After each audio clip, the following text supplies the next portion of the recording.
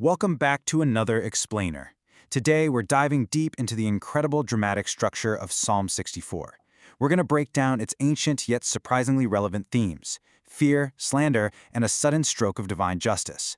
It is absolutely fascinating to see how this piece of literature constructs such a compelling, high-stakes narrative in just 10 short verses. So, think about this for a second. What happens when mere words become actual, deadly weapons?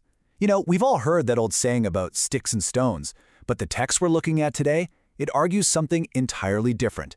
It suggests that words aren't just mildly hurtful, they can be calculated, lethal projectiles.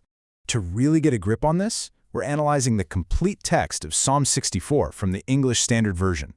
It's a beautifully compact ancient poem built on a perfectly constructed dramatic arc. And over the course of this explainer, we're going to unpack exactly how this single page of text takes us on an intense psychological and emotional journey. But right out of the gate, we need to establish our setting and our protagonist. Notice how the text attributes this specifically to David, and it's also addressed to the choir master, which tells us right away that this was meant for musical direction. This wasn't just some private diary entry scribbled in the dark. It was literally meant to be sung, heard, and deeply felt by a wide audience. Okay, let's jump into Phase 1, the plea for protection. Every good story starts with a conflict, right?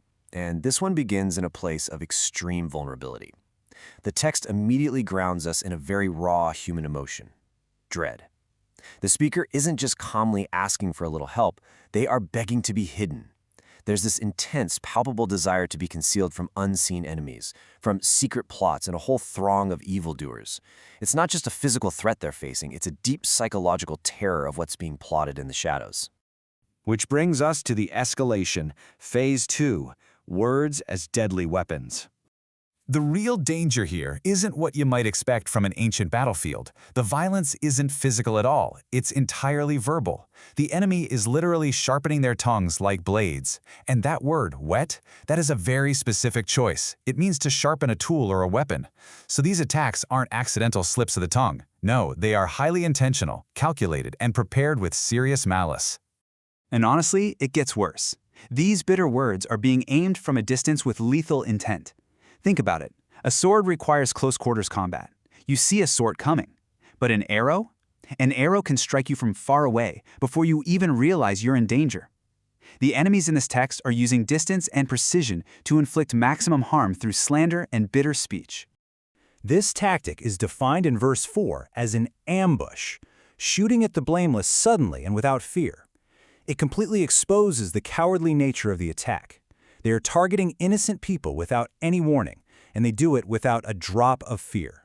Why? Because they're absolutely convinced they're going to get away with it from their hiding spots. It is the ultimate sneak attack on someone's character. Now we move to Phase 3, the illusion of secrecy. Here is where we see the true arrogance of the villains. They've weaponized their words, sure, but their ultimate confidence actually lies in their secrecy. This sequence lays out a chillingly methodical process. First, they lock in on a fixed evil purpose. Then, they coordinate, talking about laying snares in secret. They actively search out injustice, and finally, they boast about accomplishing a diligent search. This isn't improvised at all. They are executing a highly sophisticated step-by-step strategy to ruin their target. Just listen to the absolute hubris in this question. Who can see them? The wicked genuinely believe they are operating in total, absolute darkness. They think their secret plots are so brilliantly hidden and their traps so flawlessly laid that they are completely invisible to the world. But as we know from any good story, hubris always precedes a fall. Actually, let's pause here for a second and reflect on this profound psychological insight from verse 6. For the inward mind and heart of a man are deep. The text is acknowledging something very real, that the human capacity for secrecy, manipulation, and complex plotting is just vast. People can hide incredibly dark intentions right beneath the surface. It completely validates the protagonist's dread, because the enemy's mind is essentially a deep dark well of hidden motives. Get ready, because here is the climax. Phase 4, the sudden divine reversal.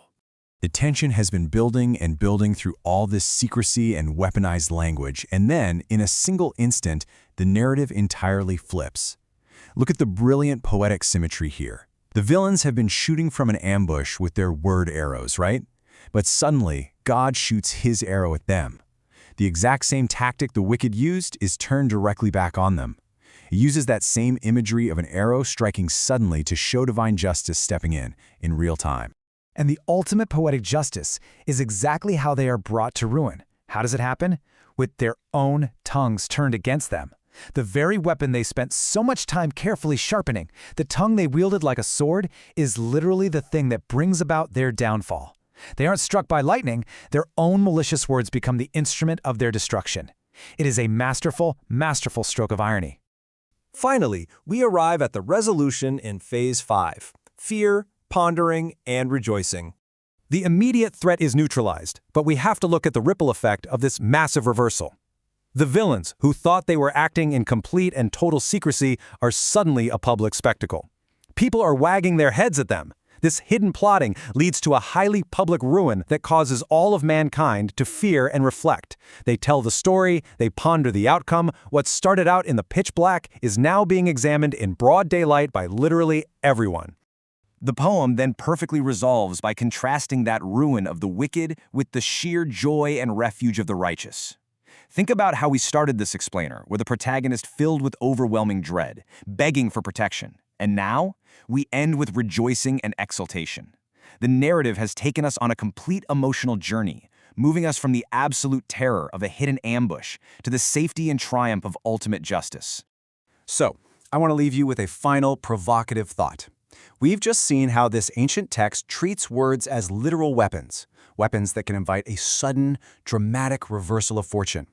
If the bitter words we speak are truly like arrows, how does the ultimate justice we just mapped out in Psalm 64 make you ponder the power of your own tongue? It's a pretty stark reminder that what we say in secret might not be nearly as hidden as we think.